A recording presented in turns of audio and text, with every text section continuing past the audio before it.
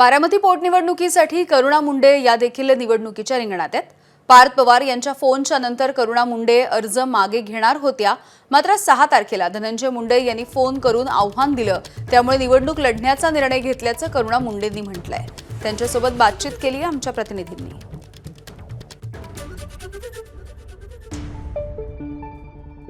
आपल्या सोबत आहेत करुणा मुंडे, ज्यांनी उमेदवारी अर्ज मागे घेतला नाही। जे खरी गोष्ट आहे ती मी खरी सांगते। मी माघार घेणार होती क्योंकि पार्थदादा सोबत पण माझा बोलणं झालं। काय म्हणाले पार्थ पवार, काय बोलले?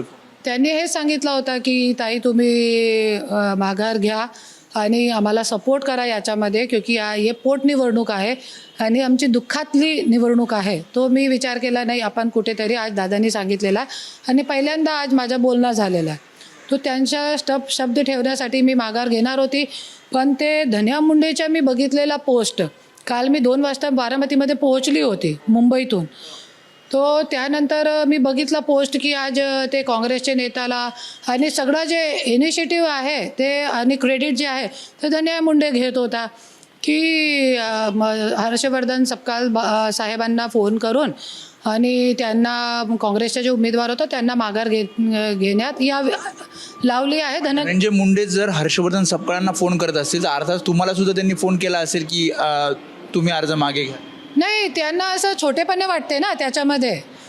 हर्षवर्धन सपकाळ साहेबांना फोन करू शकता धन्या मुंडे, पण स्वतःची बायकोला कॉल करू शकत नाही। तो माझा पण फर्ज आहे ना याच्यामध्ये।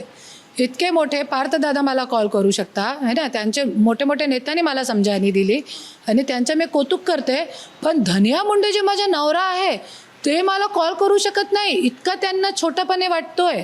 तो त्याच्या जागेवर माझा पण फर्ज आहे की त्यांना त्यांची लायकी दाखवण्याचा माझा पण प्रयत्न राहील।